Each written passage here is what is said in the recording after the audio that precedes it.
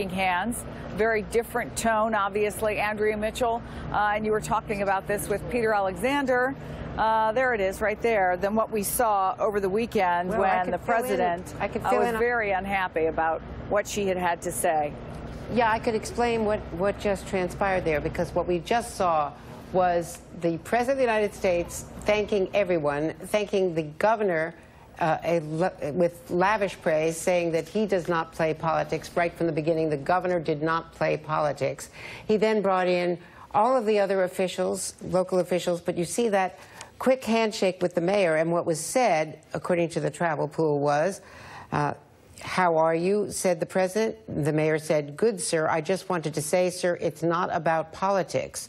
The president then looked away and walked away and said, "Thank you, everybody." He then sat down, and as you just saw live, he praised the governor, he praised the congresswoman, he praised all of the military officials, of course.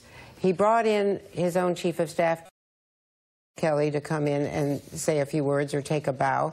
So he basically went up and down the list there. Linda McMahon, the small business cabinet secretary, Mick Mulvaney, the budget director, but very pointedly did not praise the mayor of San Juan, who was sitting at the end of the table out of camera range.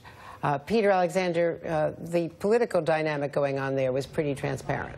Yeah, Andrew, that was striking to me. You know, this moment played out a little bit like, and you'll excuse me for referring to a moment that we watched here that most of Americans talked about at the time, which was one of the first cabinet meetings that the president had, where they went around the room and everybody sort of just showered praise on the president. This sort of had that same feel at a time. And even as the president complimented Governor Rosselló, the governor of Puerto Rico, saying that he didn't play politics from the very beginning. You'll remember just 2 days ago, it was the president who on Twitter was accusing his critics of being, in his words, politically motivated ingrates. So the president, I think a lot of folks will say, has played some politics with the situation taking place in Puerto Rico as well. Nonetheless, it's obvious by his comments and the sort of positive way that he's like to spin the federal response taking place right now approaching 2 weeks after Hurricane Maria hit Puerto Rico, that the president's hope is to sort of swamp some of the ugly pictures with this idea that the federal government response has just been that good to this point. But to be clear, he's yet to even see the ground. Remember, he just landed,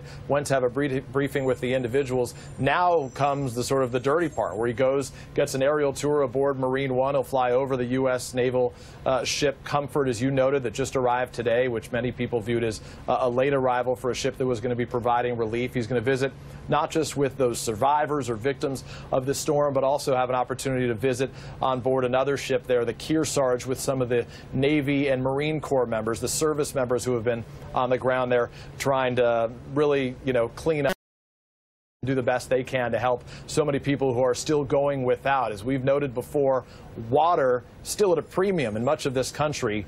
55% of Puerto Rico right now still does not have access to sewer or water, as indicated by the governor just a matter of hours ago. Andrea? And Peter, you've seen these kinds of moments, these photo opportunities at emergency centers, also in other disaster areas, and also when presidents of the United States and candidates are visiting local communities, and when they thank the local politicians and everyone gets a chance to speak.